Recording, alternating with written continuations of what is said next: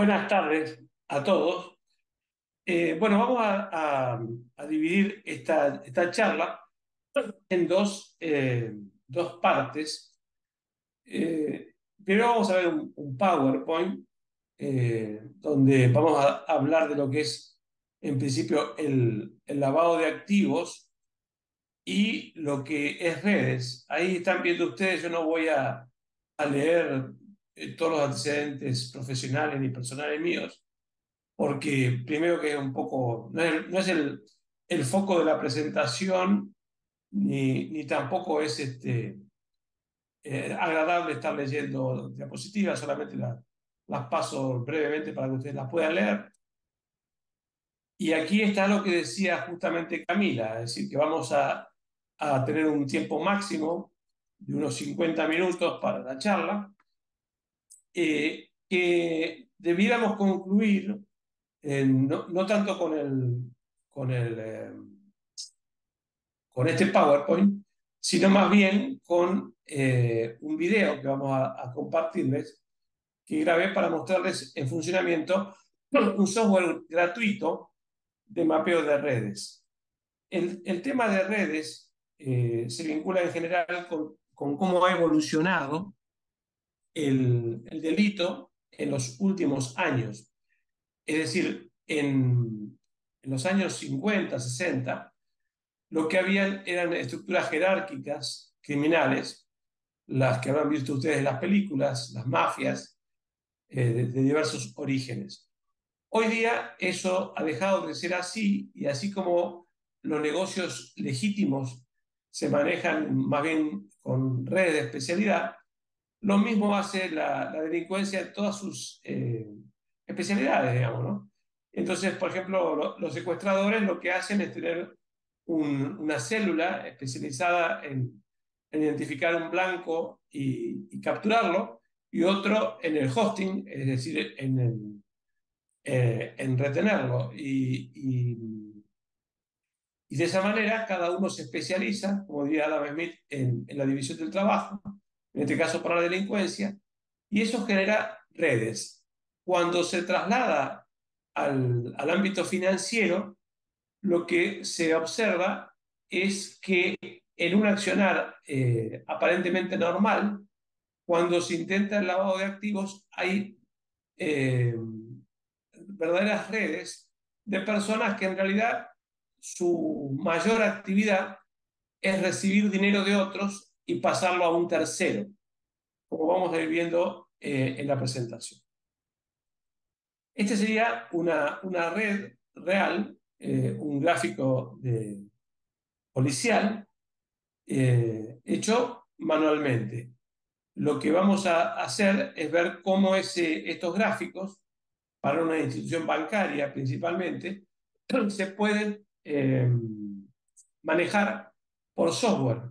Software que puede ser muy costoso o que puede ser gratuito.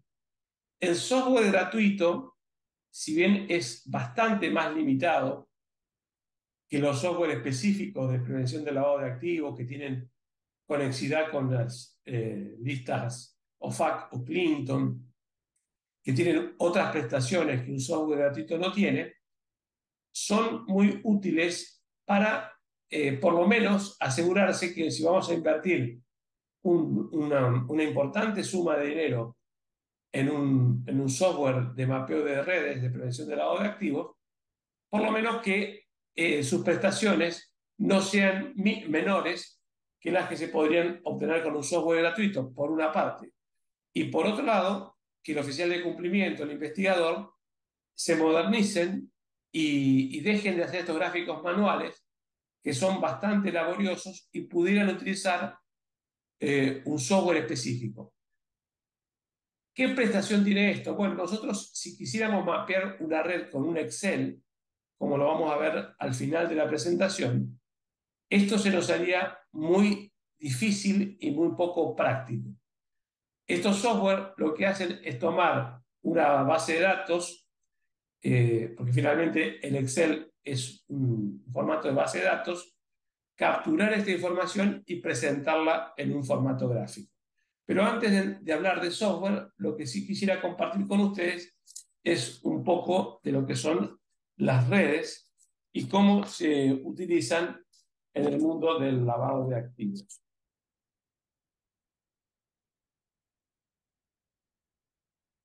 En primer lugar, entonces vamos, en el temario que vamos a tratar hoy día, vamos a ver lo que es la definición del lavado de activos, las etapas típicas en un proceso de lavado de activos, lo que son redes en el lavado de activos, la importancia de la detección de redes en el trabajo del oficial de cumplimiento, sea bancario, de seguros o de cualquier otro sujeto obligado.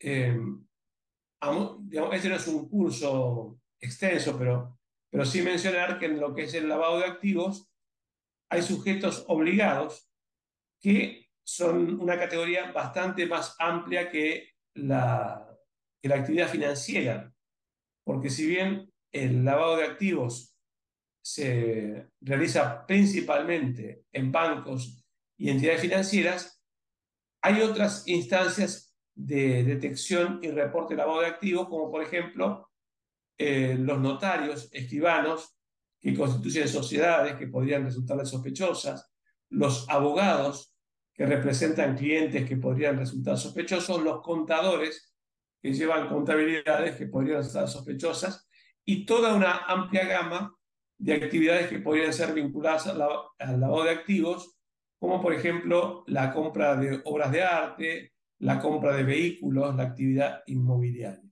De modo que cuando hablamos de un sujeto obligado, puede ser un banco, pero también pueden ser todas estas entidades personales y jurídicas que pueden vincularse o pueden ser vehiculizados para el lavado de activos. El lavado de activos o lavado de dinero es el proceso de ocultar ilegalmente el origen del dinero obtenido por medio de actividades ilícitas, dándole la apariencia de un origen legítimo. El lavador sabe dos cosas. En primer lugar, que por muy sofisticada que sea su maniobra de lavado, eh, una buena investigación puede dejarlo al descubierto. Es decir, por mucho que se generen sociedades, transacciones ficticias, etcétera, si se cuenta con la pericia y el tiempo para investigar a fondo, y lo que es más difícil, con la colaboración internacional para hacerlo, finalmente cualquier esquema de lavado de activos puede ser dejado en evidencia y puede ser probado. La mayor dificultad, como decía, es el obtener cooperación internacional, porque a veces hay países que pueden estar en desconfianza entre sí por diversos motivos. En algún momento, por ejemplo, hubo un conflicto armado entre Ecuador y Colombia y en ese contexto era muy difícil la cooperación en cualquier terreno. Y también es justo decir que hay jurisdicciones que no tienen mucha voluntad de colaborar con el lavado de activos porque son las que reciben las inversiones de dudoso origen, o sea, países, por ejemplo, que reciben inversiones hoteleras significativas, que dan empleo a sus connacionales, no tienen realmente mucha voluntad de colaborar en la prevención y el lavado de activos. ¿Cuáles son las etapas en el lavado de activos? La primera de ellas es la colocación. Vale decir, si estamos desarrollando una actividad ilegal, se suele tomar como arquetipo el narcotráfico, que es además el más fácil de usar a fines pedagógicos. Supongamos que estamos traficando drogas y que las estamos vendiendo, por decir un lugar, en España o en cualquier país de Europa. Digamos, vamos a hacer otro país de Europa, por ejemplo, Bélgica. Si yo estoy vendiendo drogas en Bélgica, entonces la colocación inicial del dinero cobro en efectivo típicamente. Obviamente no me van a dar cheques ni hacer transferencias, ni voy a usar la red bancaria para eso.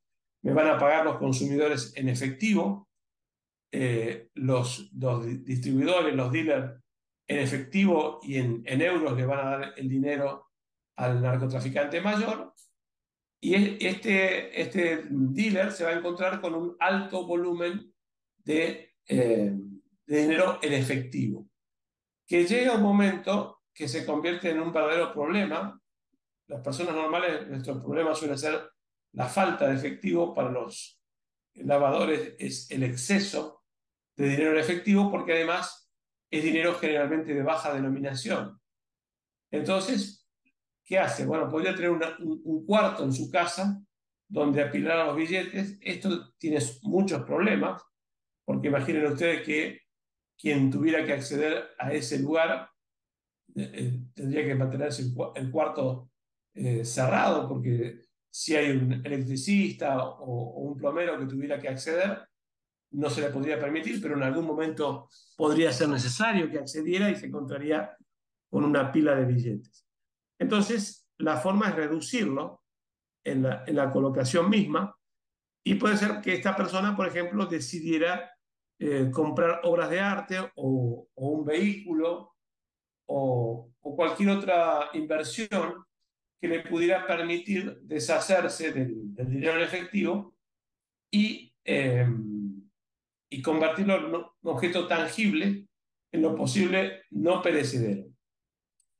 En esa primera etapa de colocación, ya el, el delincuente se coloca en una situación de vulnerabilidad frente a quien pretende que le acepte el dinero en efectivo. O sea, si yo voy a comprar, por ejemplo, una escultura que vale 50.000 euros y la pago en billetes de 10 euros, ya el vendedor de esa escultura podría reportarme como una operación sospechosa. De modo que ya en la colocación voy a tener que buscar una contraparte colaborativa, alguna una persona o institución que no me reporte, que sea cómplice mío. Muchas veces en esa colocación lo hago a través de una propia firma que yo tengo. O sea, yo podría, por ejemplo, y es un mecanismo bastante eficiente de lavado de activos, emprender una actividad agropecuaria y comprar, por ejemplo, corderos, digamos, ¿no? Si fuera el caso de Chile. Entonces, vamos, compro corderos y lo que más me facilitaría el lavado es que podría decir que no los compré, que nacieron en el campo, y entonces más fácil aún justifico el inyectar dinero sucio en la explotación agropecuaria, porque los corderos los compro, pero digo que nacieron en mi campo.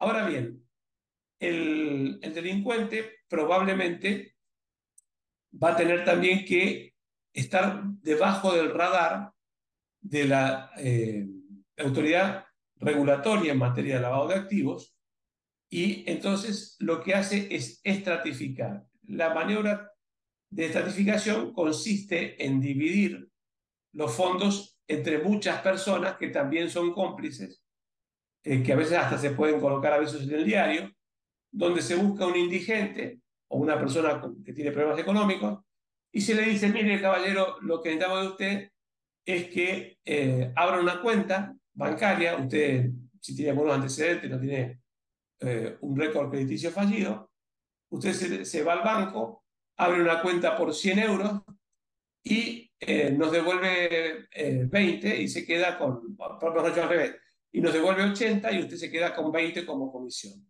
Como ustedes ven, en todo este proceso el lavador va perdiendo dinero, que es lo otro. O sea, es un proceso costoso. Entonces se encuentra con 80 euros y está a nombre de un testaferro.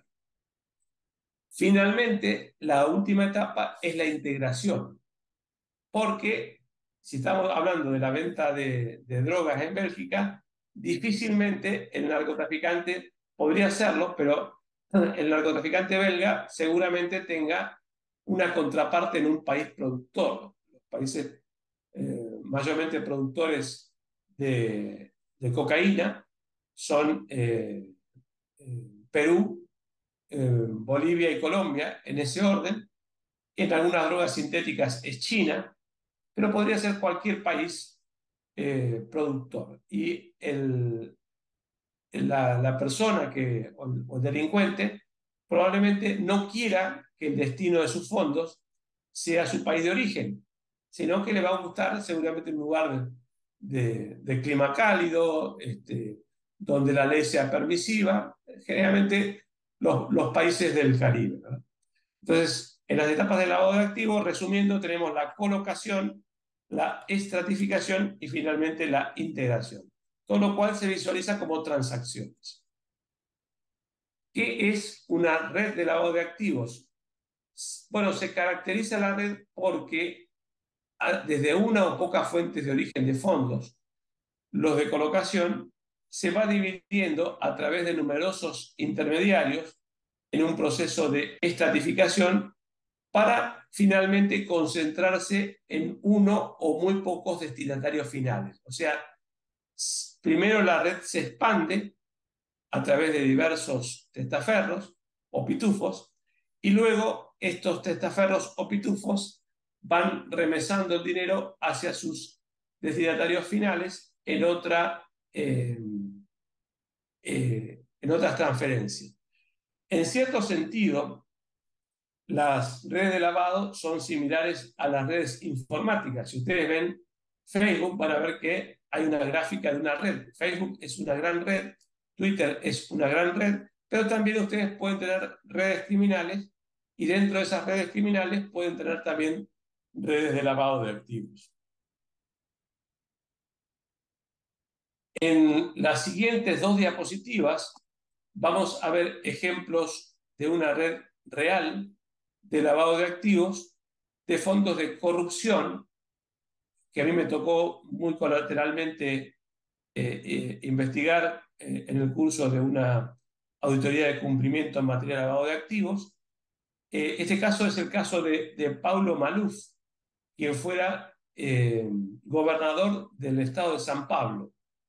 Para que ustedes tengan una idea de la magnitud del estado del tamaño del estado de San Pablo, el estado de San Pablo tiene aproximadamente 3 veces la población de Chile y posiblemente 5 veces más PBI que Chile. O sea, el estado de San Pablo es un país en sí mismo sería un país del tamaño de la Argentina, más o menos, en cuanto a población y mucho más PBI que el de la Argentina.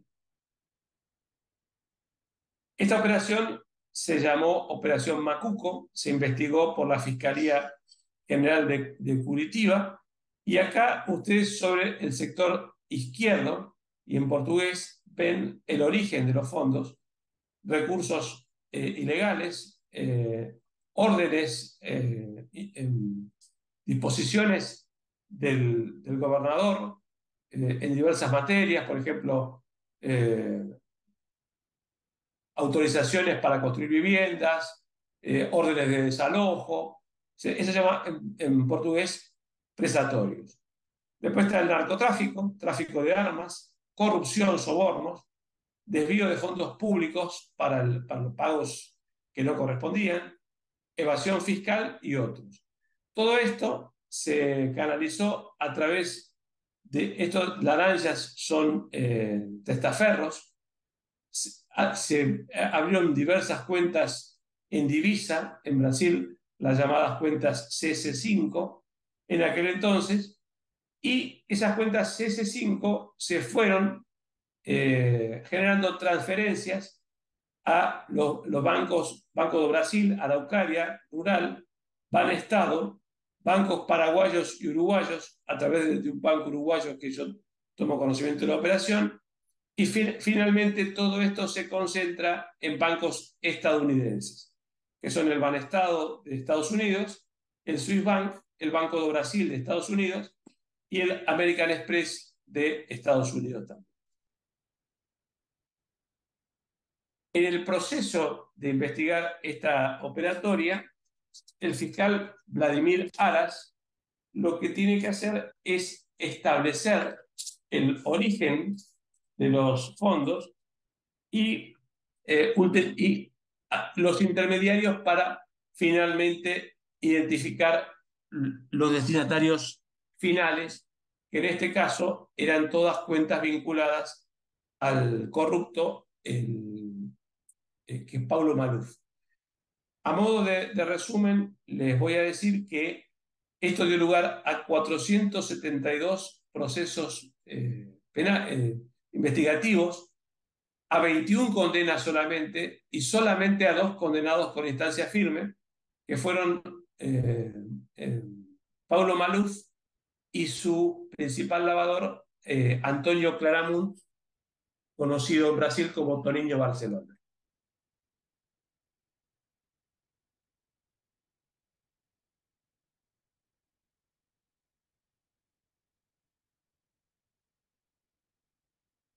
¿Cuál es la, eh, el deber o el desafío que tiene el oficial de cumplimiento al identificar redes? En virtud de la legislación estadounidense que establece la inversión de la carga de la prueba y la presunción de ceguera voluntaria cuando no se reporta debidamente, el oficial de cumplimiento tiene el deber de identificar todos los integrantes de una red con los elementos que tiene. Y para identificar, y los elementos que tiene no son solamente las cuentas, sino que tiene que identificar otros elementos que podrían vincular personas y sociedades con los datos de la institución financiera. Para decir, en los clientes regulares, los clientes habituales de una entidad financiera, la entidad financiera tiene no solamente el número de cuenta, sino que tiene el documento de identidad, el número de documento de identidad, tiene la dirección, tiene que tener el número de teléfono, un correo electrónico. Quiere decir que personas que aparentemente no son el mismo cliente o no están vinculados, podrían compartir un domicilio, podrían compartir un número de teléfono o podrían compartir un correo electrónico. Hay un caso en mi país, en la Argentina, que resulta hasta gracioso si no fuera por lo que implica, donde un magistrado de la Corte Suprema de Justicia en ese entonces, y encima un gran referente en el derecho penal internacional, el doctor Eugenio Zaffaroni, tenía alquilados 18 departamentos como prostíbulo. Primera pregunta, ¿cómo un magistrado llega a ahorrar el dinero suficiente para comprar 18 inmuebles? Pero eso es harina de otro costal. Pero de esos 18 los alquilaba como prostíbulos. Y él dice que, bueno, él no lo sabía porque quien los alquilaba era su apoderado y que él no estaba al tanto. Ahora, su apoderado compartía el domicilio personal con él. Era su pareja homosexual conviviente. O sea, él no puede desentenderse de lo que hace su compañero, no de trabajo, sino su compañero en la vida, ¿verdad? Entonces, si ustedes, como oficiales de cumplimiento, detectan que una sociedad está en la misma oficina que otra y que comparte el mismo teléfono que otra, tienen que presumir que no son entidades independientes y que forman parte de un mismo grupo económico. Cuando se reporta mal, la autoridad regulatoria lo que tiende a pensar es que la entidad financiera o el sujeto obligado, en realidad el mayor interés que tuvo fue el de ocultar la operatoria más que el de ayudar en la investigación. Y esto entonces se les vuelve en contra. Entonces es importante hacerlo de forma completa y en lo posible hacerlo en el formato gráfico que vamos a ver para que la entidad regulatoria perciba que ustedes son una entidad seria y colaborativa y no parte de la maniobra de lavado. ¿Cuál es la importancia entonces del análisis de redes en la investigación del lavado de dinero? Es la de identificar la red con claridad, sus presuntos integrantes, o sea, si esto va a una causa judicial, habrá un organizador, habrá colaboradores y habrá personas que están marginalmente vinculadas en 3 grados de responsabilidad y seguramente el grado de responsabilidad, las condenas que les podrán caber y también los beneficios que la justicia les podrá ofrecer a cada uno de ellos para que colaboren.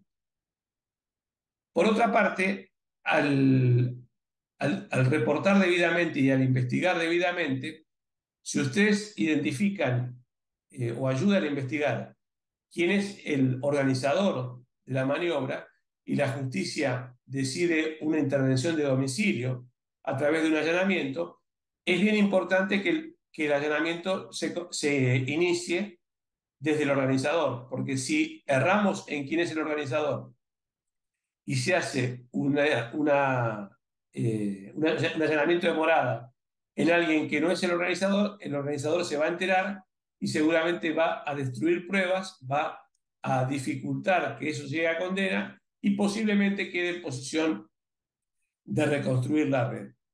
Las diligencias que la justicia puede hacer son la intercepción de llamados telefónicos, seguimientos y allanamientos. Bueno, ya concluyendo con lo que les quería compartir, les voy a mostrar un video. Uno de los temas que se nos presenta frecuentemente en la auditoría forense es la necesidad de determinar si existen relaciones entre personas en base a datos transaccionales. Para ser más claros, si vemos este archivo Excel, nosotros tenemos una lista de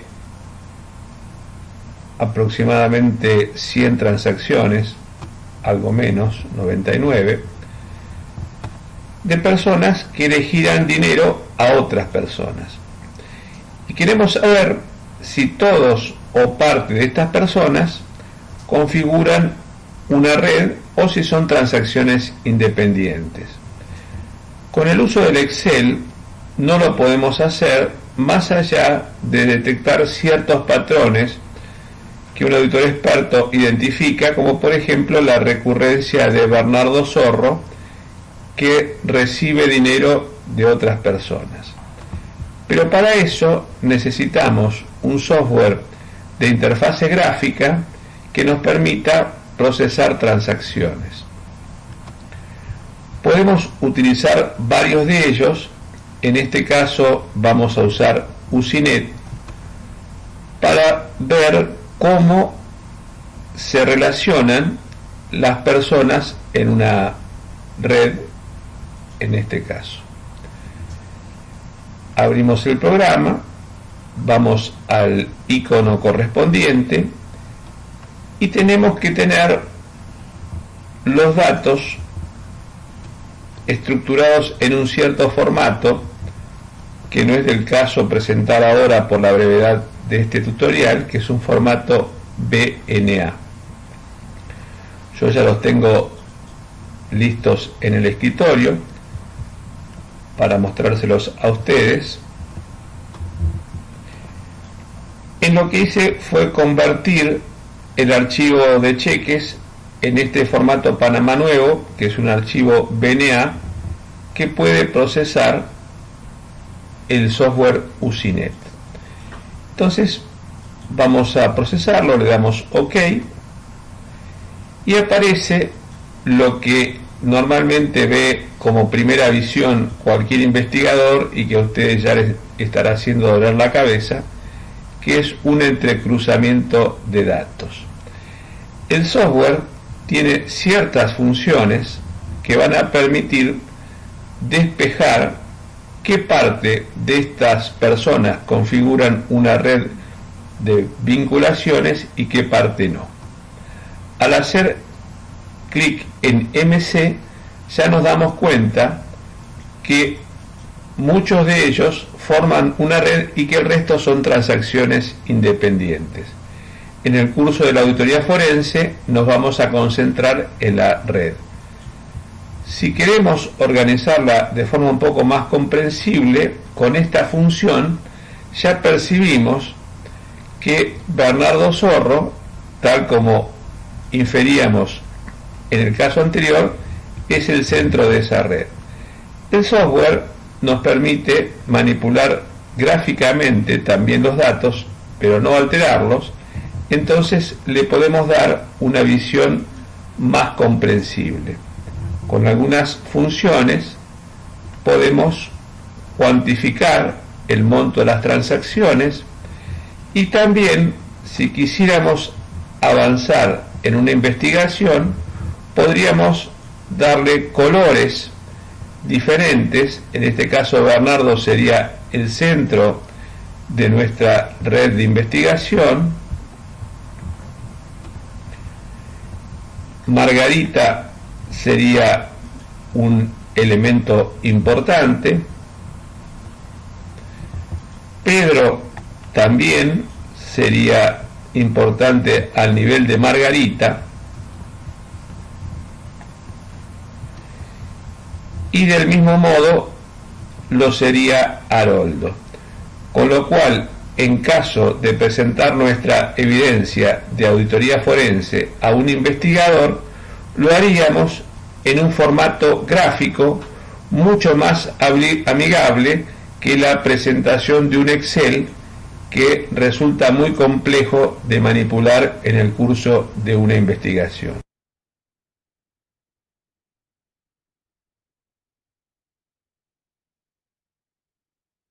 Bueno, eso era básicamente. ¿Se me oye? Sí, Guillermo, se escucha. Bueno, eso era con lo que quería concluir esta presentación. Este tipo de herramientas lo que nos permite es tanto trabajar en el curso de investigaciones de lavado, como auditores forenses, como yo lo presenté, como también es de utilidad para el oficial de cumplimiento, porque podría darse que tuviera que reportar operaciones sospechosas y, eh, y, y por lo tanto es importante que pueda acreditar ante la autoridad que lo que reportó es todo lo que sabía y que no tuvo intención de ocultar más nada. Con esto yo estaría dando por concluida la presentación. Quedamos abiertos a las preguntas que ustedes tengan y al contacto posterior que por supuesto pudieran querer hacer una vez concluida esta actividad. Aquí veo una pregunta. ¿Cómo podría el oficial de cumplimiento detectar indicios de la posible existencia de una red de lavado?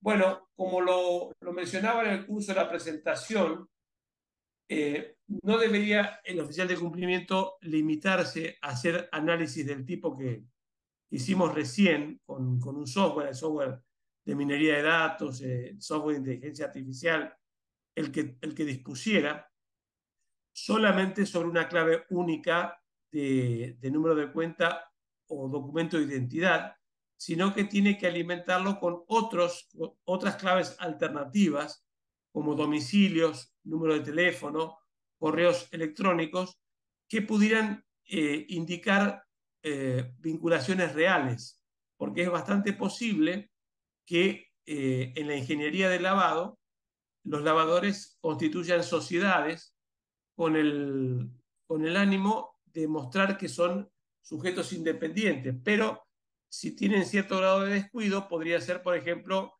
que el abogado, notario, escribano que las constituya fuera el mismo.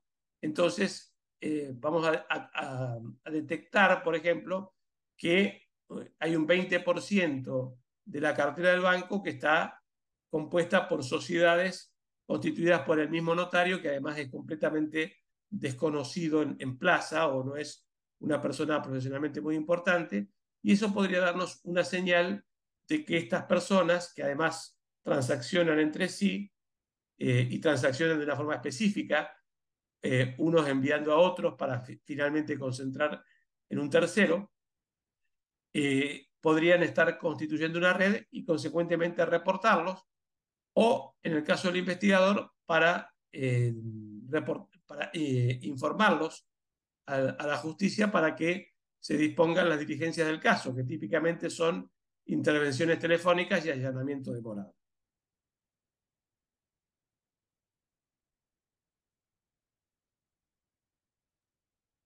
Guillermo, llegó una pregunta por el chat también, al chat interno, así es que la voy a leer. ¿Cuáles son los indicadores de que un cliente o cuenta no tiene actividad real, sino que transacciona para lavar dinero?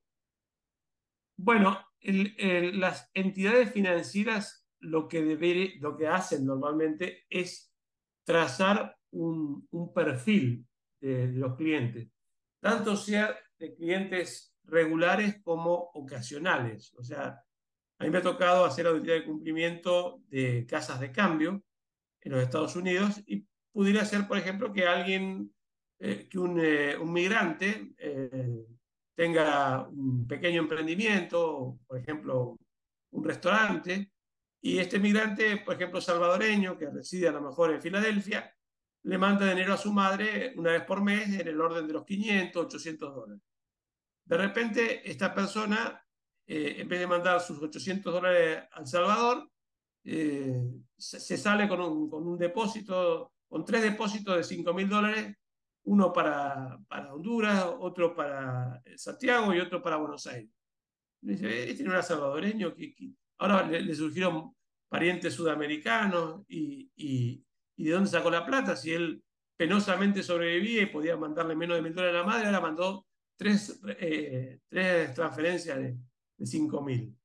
En primer lugar, antes de reportar, lo que es conveniente en ese caso es preguntar, ¿no? Independientemente que después de las explicaciones se decida reportar o no. Porque bien pudiera ser que, por ejemplo, esta persona dijera, no, lo que pasa es que en realidad estas transferencias son porque voy a comprar otros restaurantes en Santiago y en Buenos Aires y en realidad para eso vendí el automóvil. O sea que yo tenía un vehículo de $15.000 y ahí usted está viendo dónde fueron a parar esos 15.000 a un emprendimiento que voy a desarrollar en Honduras, otro en Santiago y otro en Buenos Aires.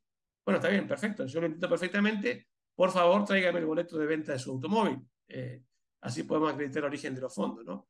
De hecho, a mí mismo me ha pasado que en algún momento el banco me llamó y me preguntó cómo es que si yo tenía dos contratos de consultoría vigentes estaba recibiendo tres pagos. Digo, no, lo que pasa es que hay un pago que está 4 meses atrasado de un contrato que ya terminó. Entonces, le digo, si te fijas en el contrato, vas a ver que ese contrato era, digamos, de $20.000 y hay 4.000 que nunca se cobraron y son los 4.000 que está viendo ahora, cobrados 4 meses después. Y entonces se puede explicar la situación y no es necesario reportarla ni poner a la unidad de inteligencia financiera a trabajar ociosamente, pero si la explicación no es satisfactoria, hay que reportarla. Y hay que tener en cuenta que reportar para los oficial de cumplimiento no es lo mismo que denunciar. O sea, un reporte no es una denuncia penal, sino que simplemente decir hay algo que ha sucedido y que yo no entiendo por qué. Investíguelo usted.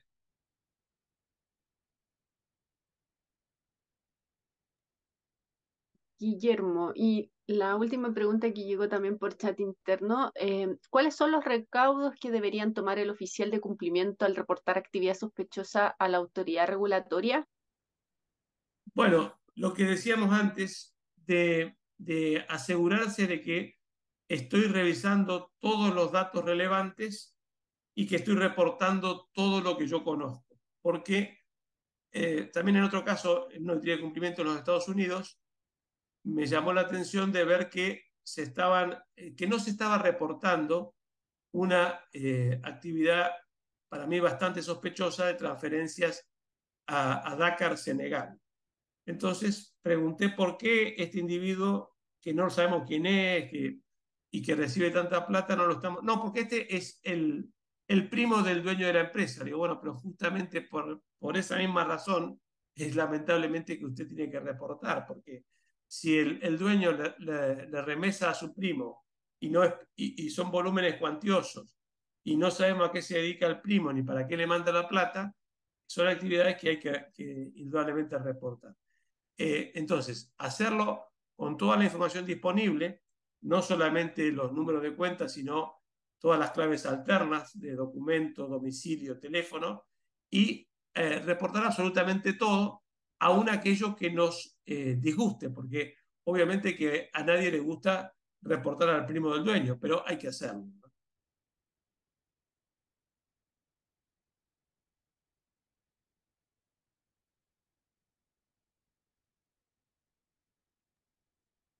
Creo que no hay más preguntas, al menos en el chat interno no tengo más, el chat abierto creo que tampoco. No sé si hay alguna otra pregunta que quieran realizar a través del chat o del micrófono, en este caso, considerando que nos quedan algunos minutos.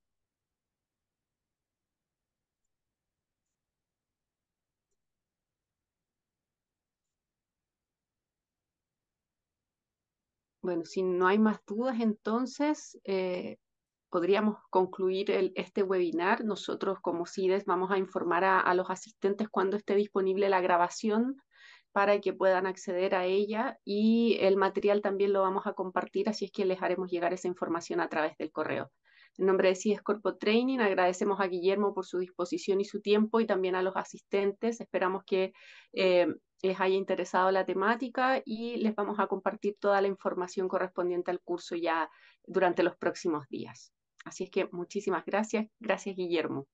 Agradecido a CIDES y a los asistentes por su interés y que tengan un muy buen fin de semana.